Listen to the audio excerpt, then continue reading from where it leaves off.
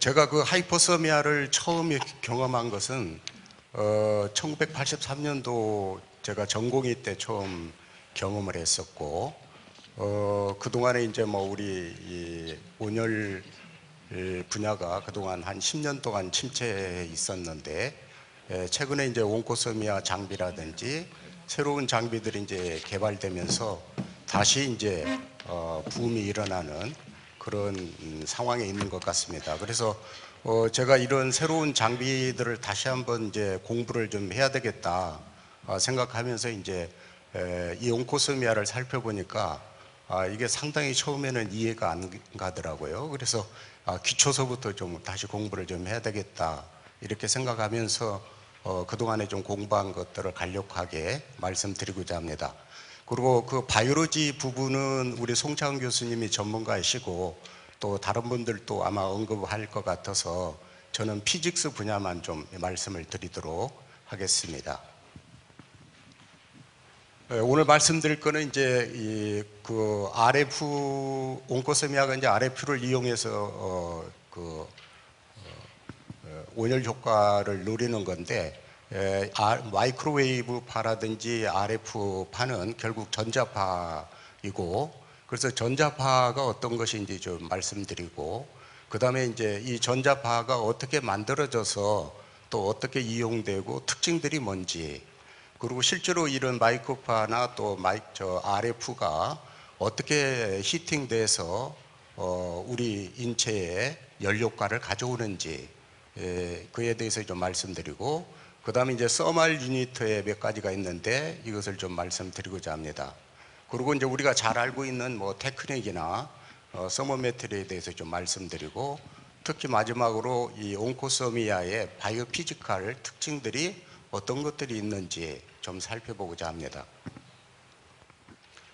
우리가 잘 아는 뭐 적외선이라든지 마이크로파라든지 RF라든지 뭐 이런 것들은 다 전자파고, 울트라사운드는 이제 다르게 마찰을 통해서 열을 만들어서 온열요법으로 사용한다고 볼 수가 있습니다.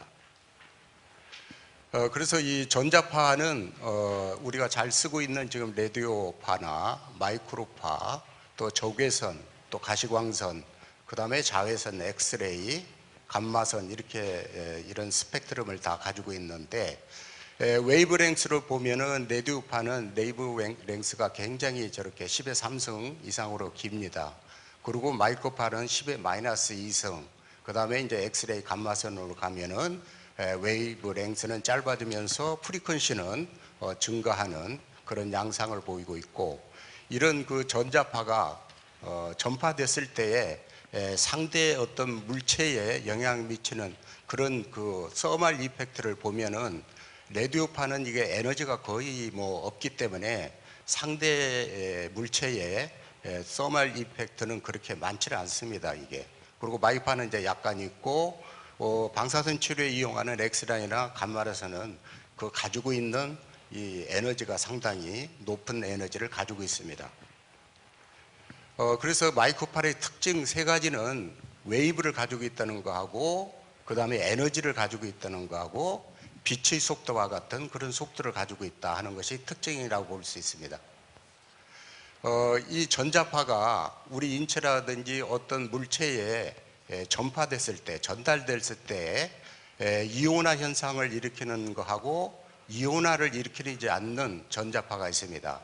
방사선 치료에 이용하는 이 엑스레이라든지 감마선이라든지 약간의 이제 이 자외선 이런 것들은 우리 인체에 들어가면은 물 분자하고 반응을 해서 이온화되면서 이온 레디칼을 통해서 우리 세포에 핵의 DNA 더블 본드를 파괴함으로써 셀 데스를 일으켜서 방사선 치료 효과를 얻을 수가 있는데, 마이크로웨이브나 라디오파는 이온화 현상을 일으키지 않습니다. 하이 커런트를 유도해 가지고 히팅 서멀 이펙트를 보이고, 이 극저주파 같은 경우에는 거의 이 커런트가 없기 때문에 non 서멀 이펙트를 보인다, 이렇게 지금 현재 연구가 되고 있습니다. 그래서 우리가 많이 쓰는 그 히팅 머신에 마이크로웨이브하고 라디오파를 많이 쓰고 있는데, 이 웨이브랭스나 프리퀀시, 포톤 에너지, 그다음 레인지 위드스를 살펴보면은 특히 이 포톤 에너지를 보면 마이크로웨이브는 1.24 메가 일렉트론 미리 일렉트론 볼테이지 또는 마이크로 일렉트론 볼테이지, 레디오파는 1.24 마이크로 일렉트론 볼테이지, 12.4 펜토 일렉트론 볼테이지. 이 펜토가 마이너스 15성이기 때문에 레디오파 같은 경우는 에너지가 거의 없다고 볼 수가 있겠습니다. 이게 이제 전자파를 발생시키는 장치가 이제 마그네트론이라는 건데, 여기에는 이제 자석이 붙어가지고 이 자석에 교류 전류를 흐르게 되면은 이 전하가 플러스 마이너스 바뀌어가면서 전기장하고 자기장이 형성되면서 전자파가 이렇게 발생하게 됩니다. 그래서 이 전자파는 이와 같이 전자장하고 그 다음에 자기장이 이렇게 흐르면서 수직으로 이렇게 하면서 횡파 형태로 또 빛의 에너지를 갖고 빛의 속도로 저렇게 전파된다고 볼 수가 있습니다. 이 전자파는 실제로 어떤 물체에 이제 투입을 하게 되면 저와 같이 투과를 하게 되는데, 우리가 방사선 치료를 하는 이 일렉트론이라든지 프로톤이라든지 포톤 같은 경우에는 이 에너지에 따라서 물론 침투력이 다르지만은 일렉트론 같은 경우는 뭐 한 100mm니까 한 10cm, 그 다음에 프로톤은 브레이크 피크를 어느 일정한 깊이에 가서 이제 하이 에너지를 피네트레이션 하는 이런 프로톤은 한 뭐 에너지에 따라서 물론 다르지만 한 20cm, 그 다음에 이제 엑스레이 같은 경우에는 뭐 이제 한 에너지에 또 물론 다르지만 한 30cm 이렇게 이제 피네트레이션 하지만 투과하지만은 적외선이나 그 다음에 가시광선이나 이런 것들을 자외선이나 이런 것들 보면 우리 피부에서 거의 뭐 한 1cm 정도 이 정도의 투과력밖에 없습니다. 그래서 이런 것들을 실제로 이제 피부과에서 많이 쓰고 또는 뭐 안과에서도 많이는 쓰는 그런 전자파라고 생각하면 되겠습니다.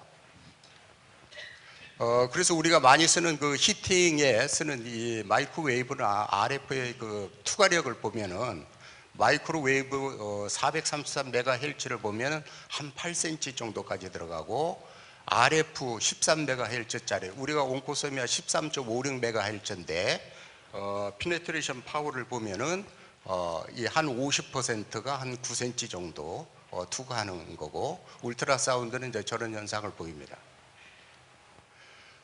그래서 마이크로웨이브하고 RF를 좀 보면은 우리가 산업적으로 의학적으로 많이 쓰는 게 이제 896, 915, 2450MHz인데, 아까 그 투과력을 본 거와 마찬가지로 마이크로웨이브는 주로 이 슈퍼피셜 투머, 슈퍼피셜 히팅에 많이 이용하고, RF 같은 거는 좀 피네트레이션 파워, 투과력이 높기 때문에 딥 투머에 많이 쓰는, 딥 히팅에 많이 쓰는 그런 전자파라고 볼 수가 있습니다. 그래서 뭐 전자파는 지금 현재 우리 생활에 뭐 없어서는 안 될 정도로 관련이 깊고, 지금 뭐 전자파 시대라고 볼 수가 있는데, 한 1MHz 정도 되면은 저렇게 자극 작용이 있고, 1MHz 이상이 되면은 체온을 상승하는 열정 작용이 있기 때문에 우리가 많이 쓰는 이 전자품들을 안전거리를 유지하면서 쓰는 것들이 중요하다고 볼 수가 있겠습니다. 그 다음에 이제 히팅 메서드인데, 히팅 메서드는 이제 간접적인 방법이 있고 또 직접적인 방법이 있습니다. 그래서 외부에서 이미 열이 발생해 가지고 어떤 물질에 전달할 때, 열을 전달할 때는 이제 우리가 잘 알고 있는 것처럼 이와 같이 세 가지 방법, 컨덕션, 컨벡션, 레디에이션 방법을 통해서 열이 다른 물체에 열이 전달하는데, RF나 마이크로웨이브는 이게 물체에 투과돼서 이 물체 안에서 열 효과를 내는 그런 방법이 좀 다르다고 볼 수 있습니다. 그래서 이제 테크니컬 방법인데, 울트라 사운드 같은 경우는 이제 마찰력, 메카니컬 히팅이라고 볼 수가 있고, 마이크로웨이브나 이제 RF는 캐퍼시티브 히팅을 쓰는 그런 방법이 되겠고요. 그래서 마이크로웨이브 같은 경우는 마이크로웨이브도 이제 RF와 마찬가지로 이 마그네트론에서 마이크로웨이브를 만들어 가지고 웨이브 가이드를 통해 가지고 이 마이크로웨이브를 이동시켜서 내준한테 캐버티를 통해서 내데이션을 통해서 이제 하는데, 우리가 뭐 가정용으로 많이 쓰는 저 오븐 같은 경우에 마이크로웨이브 오븐 같은 경우에 이제 이 원리를 이용해서 쓴다고 볼 수가 있습니다. 그 다음에 이제 RF 히팅은 우리가 잘 알고 있는 것처럼 양쪽의 일렉트로드를 이렇게 해놓고 그 다음에 이제 RF를 이제 연결을 하는데, 이 양쪽의 일렉트로드에게 교류 전류를 흐르게 됩니다. 그러면은 저게 우리 여기를 우리 인체라고 생각하면 우리 인체의 70%가 물로 구성되어 있기 때문에 이 물 분자가 쌍극자 바이폴라리티를 형성하게 됩니다. 그러면서 이 교류주가 흐르면 이 바이폴라리티가 계속 서로 바꿔가면서 이동하면서 마찰을 일으키면서 여기서 히팅이 생기고, 이때 이 RF는 만들어진 열을 우리 인체 세포에 전달하는 캐리어 역할을 하는 것으로 그렇게 알려져 있습니다. 그래서 이제 이런 현상을 이제 다이일렉트릭 히팅, 유전 가열이라고 하는데, 여기서 이 물 분자가 플러스 마이너스 교류를 위해서 계속 바뀌어가면서 마찰에 의해 가지고 히팅을 만들어지면 이 RF가 이 히트를 세포에 전달하는 그런 메커니즘이 되겠습니다. 근데 이제 이 RF가 20MHz 이상인 경우에는 우리 세포의 이 RF 커런트가 이렇게 호모지너스하게 균일하게 흐르는 반면에 20MHz 이하에서는 이렇게 균일하게 흐르질 않고 셀 멤브레인을 따라서 익스트라셀룰라 플루이드를 따라서 이 커런트가 흐른다고 합니다. 그 다음에 이제 서멀 유니트는 이 업접션 레이트, 그 다음에 이제 스페시픽 히트, 이런 건 뭐 선생님들이 잘 알고 있고, 특히 마지막으로 이 쿠뮬레이티브 이퀴벌런트 미니트라는 거는 우리가 이제 히팅을 하면 처음부터 43도서부터 올릴 수가 있는 게 아니라 뭐 35도서부터 우리가 아이디얼하게 원하는 43도까지 히팅을 계속 올려가는 과정에 있기 때문에 예를 들어서 뭐 35도 히팅을 뭐 5분을 하고 38도를 또 5분 하고, 그래서 뭐 43도를 뭐 30분을 했다 하면은 이것들을 전부 다 데이터를 모아가지고 43도로 히팅했을 때에 과연 얼만큼 되는가 하는 것을 기준으로 삼아가지고 이걸 가지고 우리가 여러 스타디에 기준점으로 삼아서 서멀 이펙트를 서로 비교해보는 그런 단위라고 볼 수가 있습니다. 그 다음에 이제 테크닉은 뭐 선생님들이 잘 아니까 이건 좀 생략을 하겠습니다. 그 다음에 스몰 메터리도 이제 넌 인베이시브 타입이 있고 인베이시브 테크닉이 있고, 이것도 선생님들이 좀 잘 아시니까 넘어가겠고요. 우리나라에서 이제 이 하이퍼서미아가 처음 도입된 게 1983년도 제가 전공의 1년차 때인데, 이 추성실 선생님이 이 메디컬 피지스트인데 이분이 이제 마이크로웨이브 하이퍼서미아 이 장치를 개발해 가지고 멜라노마 환자에게 히팅을 했더니 굉장히 레스폰스가 좋았습니다. 그래서 이제 이 레디옹콜로지스트인 이 연세대학교의 김기훈 교수님이 딥 히팅을 좀 해야 되겠다 이렇게 생각을 하고, 딥 히팅에 머신이 어떤 게 있을까 그렇게 이제 찾다가 송창훈 교수님이 이제 전문가라는 걸 알게 돼서 미네소타에 계신 송창훈 교수님하고 연결을 해서 이 RF 히팅 머신을 일본 거를 이제 도입을 해서 운영을 했습니다. 그래서 이제 저 1985년도서부터 90년도까지 거의 한 12년 동안에 705케이스를 히팅을 했는데, 여러 가지 이제 장비에도 문제가 있었고, 테크닉도 문제가 있었고, 클리니컬 리절트도 그렇게 만족할 수가 없었습니다.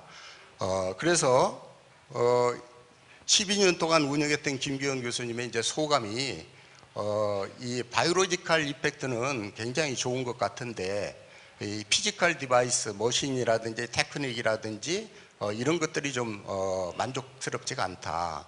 특히 히팅에서 유니폼하게 히팅이 잘 안 되는 것 같더라. 또 서모메트리를 제대로 할 수가 없더라. 이런 문제점이 있었고, 또 몇 가지 암에 있어서는 좀 효과가 있었지만은 일반적으로 모든 그 캔서에게는 클리니컬 이펙트가 그렇게 썩 좋지는 않더라 해서 이제 그 이후부터는 우리나라에서 이제 하이포서미아가 조금 시들시들한 그런 과정을 밟게 됐습니다. 또 이제 그 상당히 그 환자한테 톨러라하는 문제가 있었고, 또 스킨번도 있었고, 또 이제 페트 니크로시스, 뉴모니아, 엔테라이티스, 운드 인펙션 이런 것들이 좀 문제가 돼가지고 그동안 좀 우리나라 하이포서미아에 좀 침체기가 있었던 것 같습니다. 근데 이제 최근에 이 온코소미아 장비나 그다음 셀시우스 이런 장비들이 이제 새롭게 개발돼서 오늘날 이렇게 성대하게 이제 온열역보 학회를 개최하게 이르렀는데 특히 이제 이 온코소미아 장비는 이 과거의 컨벤셔널 하이포서미아의 문제점 중에 이 쿨링 시스템 때문에 투모에 히팅하는데 제대로 열이 전달되지 않는 문제를 보완을 하려고 했던 것 같고, 또 한 가지는 이제 이 투머셀에 하이 템퍼리처를 가함으로써 사이토톡시를 높이려다 보니까 노멀 티시의 데미지가 초래하는 것 같더라. 그래서 좀 어떻게 이 노멀 티시와 메르게나트 투머의 셀렉티비티를 좀 높일 수 있는가, 그렇게 생각을 했던 것 같고, 그 다음에 이제 하이포서미아를 하다 보면 블러드 플로가 증가하니까 투머셀이 디세미네이션 되는, 메타스타시 되는 문제가 좀 있더라 하는 문제를 좀 어떻게 개선할 수 없을까 해서 이 온코소미아를 새로 아마 개발한 것 같습니다. 그래서 온코소미아는 기존의 컨벤셔널 하이포서미아 장비에 비해서 좀 특이하게 두 가지가 좀 다른 것 같은데, 하나는 RF 자체를 모듈레이션 시켰다는 거하고, 그 다음에 바이오 임피던스, 오늘날 바이오 임피던스가 많이 우리 의료에 적용되는데, 바이오 임피던스를 셀프 튜닝 시스템으로 좀 적용을 했다는 것이 좀 다른 것 같습니다. 그래서 온코소미아에서 처음 개발할 때 이 사람들이 생각했던 게, 이 얼음 덩어리를 이와 같이 열로만 녹일 수 있는 게 아니라 저렇게 5kg이라는 무게, 쇳덩어리나 뭐 납덩어리나 이런 걸 올려놓음으로써 무게를 통해서, 프레지를 통해서 이 얼음을 녹일 수도 있지 않겠느냐, 그렇게 생각을 한 것 같습니다. 그래서 이제 그걸 이제 넌 서멀 이펙트라고 그러는데, 프레저 이펙트를 이 넌 서멀 이펙트에 대해서는 굉장히 논란이 많이 있는 것 같습니다. 그렇지만 이제 넌 서멀 이펙트는 프레저 이펙트로서 히팅이나 템퍼러처를 올리는 데는 직접적으로 영향이 없고요.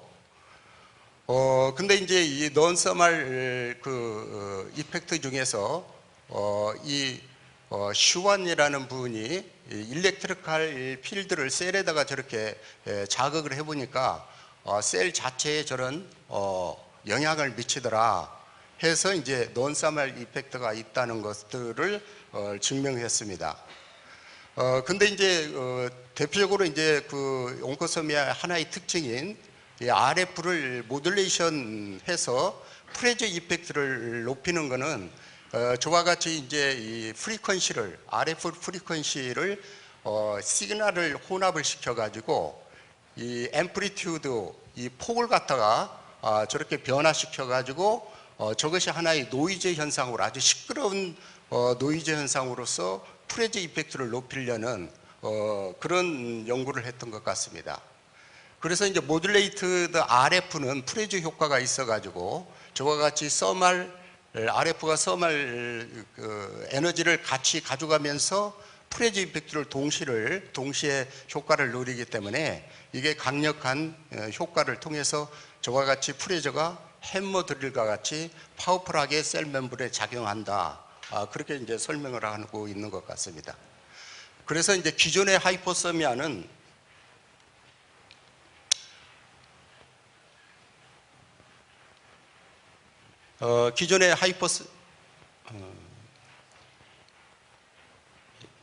기존의 하이포서미아는 저 서멀 셀 데미지를 처리하려면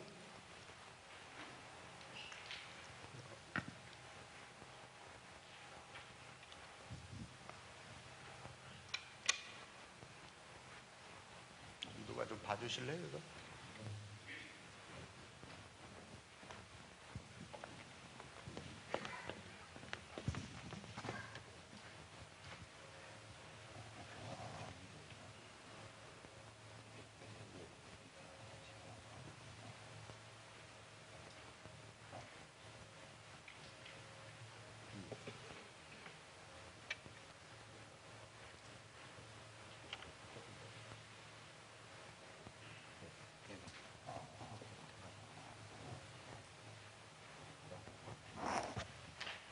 기존의 그 하이퍼서미아는 셀 데미지를 입고 셀 데스를 일으키려면 서멀 에미지가 저와 같이 좀 높은데, 온코서미아는 프레제 이펙트를 첨가시키기 때문에 서멀 에너지를 저만큼 낮출 수 있다.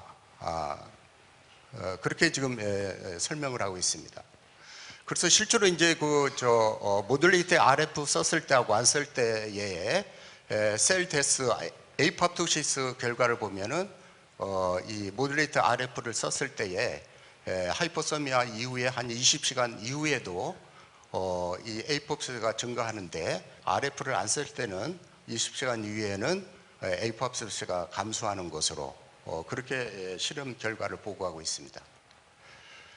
그래서 두 번째 이제 특징은 이제 바이오 임피던스를 여기다 첨가해서 셀프 튜닝 효과를 누렸다고 하는데, 바이오 임피던스는 우리가 의학적으로 의료에서 많이 지금 적용하고 있지만 이 바이오 임피던스 좀 잘 모르겠습니다. 근데 이제 바이오 임피던스 히팅에 대한 베네핏을 보니까 볼테이지를 좀 낮출 수가 있고, 또 히팅에 유니폼하게 히팅을 할 수 있고, 또 심플하고, 그 다음에 이제 템퍼리처 레인지가 좀 와이드하게 레인지를 갖더라 해서 아마 베네핏이 좋은 것으로 되어 있습니다. 그 다음에 이제 저는 이제 공부하면서 이제 컨벤셔널 하이퍼서미하고 온코서미하고 좀 어떻게 다른가 하는 것들을 좀 비교를 해봤는데, 이게 맞는지 안 맞는지 선생님들이 한번 살펴보시기 바랍니다. 그 다음에 이제 온코서미아는 컨벤셔널 하이퍼서미아, 기존의 하이퍼서미아는 템퍼리처를 굉장히 강조하는데, 이 온코서미아는 이 템퍼리처가 상대적인 컨셉이고 절대적인 컨셉이 아니기 때문에 서멀 에너지 도수로 기준으로 해야 된다. 그래서 기존의 템퍼리처뿐만 아니라 서멀 에너지 도수를 좀 삼아야 된다, 이런 이야기를 하고 있습니다. 그래서 이제 과거에 우리가 방사선 치료도 처음에는 렌트겐이라는 단위를 썼는데, 그 다음에 이제 레드라는 단어를 썼고, 그 다음에 이제 레디에이션 에너지 도수인 오늘날에는 이제 그레이를 쓰고 있습니다. 그래서 서멀도 역시 유니트를 서멀 에너지 도수, 몰당 킬로 줄로 쓰는 것이 타당하다, 이렇게 주장을 하고 있고, 그 다음에 이 히팅 메커니즘에서 이제 기존의 하이퍼서미아는 마크로스코프의 레벨 차원에서 좀 보았던 것 같고, 그 다음 온코서미아는 좀 마이크로스코프 레벨에서 보는 것 같고, 그 다음에 이제 히팅 포커스에서는 이제 투모하고 노멀 셀에 같이 묶어가지고 캐피시티 볼륨 히팅을 이야기하지만은, 온코서미아는 이 셀렉티브 투모 셀의 히팅에 포커스해서 설명하는 것 같습니다. 그 다음에 이제 히팅 타겟은 기존에 이제 43도 이상 히팅을 통해서 사이토톡식가 주 목적이라면은, 온코서미아는 사이토톡식 이펙트뿐만 아니고 에이팝토시스를 역시 또 강조하는 것 같습니다. 그래서 이 온코서미아는 조금 전에 말씀드린 것처럼 이 셀 멤브레인을 따라서 익스트라 셀룰라 프루이드를 따라서 RF 커런트가 흐르면서 셀 멤브레인 데미지를 가하는 것, 이것이 이제 하나의 특징이고, 그 다음에 이제 바이오 피지컬 메타볼릭 차이를 통해서 셀렉티브하게 히팅을 누리는 거다.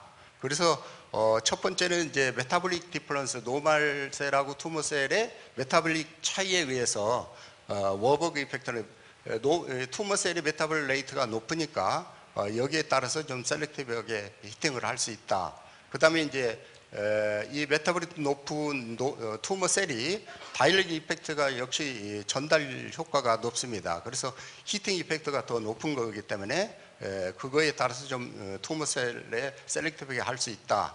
그 다음에 뭐 베타 디스퍼션이라는 거 있고, 그 다음에 이제 이 투머 셀 자체가 노멀 셀에 비해서 스트럭처럴하게 구조적으로 좀 차이가 있고, 그래서 히팅에 더 효과적이다 해서 이런 네 가지를 통해서 셀렉티브하게 히팅을 할 수 있다, 이렇게 설명을 하고 있습니다. 그래서 이제 그 온코서미아는 에너지 도스 디펜던트한 포션하고, 그 다음에 RF 모듈레이션을 통해서 효과를 누리는 이러한 것을 이 그림에 이제 잘 표시하고 있습니다. 그래서 핑크색에 있는 게 이제 도스 디펜던트한 효과고, 그 다음에 그린 쪽으로 표시한 데가 RF 모듈레이션 이펙트를 설명하고 있습니다. 그래서 이제 하이포세미아는 피직스, 바이오로지, 클리니컬 어플리케이션에 있어서 여러 가지 영향을 미친 이 팩터들이 많기 때문에 이것들을 한복적으로 연구한다는 것이 앞으로 우리에게 주어진 과제이고, 레디오 바이올로지스트인 에릭 홀이라는 분이 과거에 이 하이포세미아에 있어서 바이오로지는 우리와 함께 하는데 피직스는 우리를 어게인스트 한다, 이런 말을 했습니다. 근데 이게 무슨 말인가 전공에서는 잘 몰랐는데 최근에 생각을 해보니까 이 하이포세미아 바이오로지가 페이버를 하다 하는 거는 인비트로상, 인비보상에서 스타디상 효과가 있다. 근데 실제로 이제 클리니컬 리절트에 좀 그렇게 잘 맞지를 않죠. 그래서 제 생각으로는 앞으로 이 바이오로지 이펙트가 클리니컬 리절트하고 연결이 돼야 되겠고, 그 다음에 피직스는 새로운 장비라든지 테크닉이 지속적으로 개발해야지 우리가 원하는 이 하이포세미아의 효과를 충분히 얻을 수 있지 않을까, 그렇게 생각합니다. 감사합니다.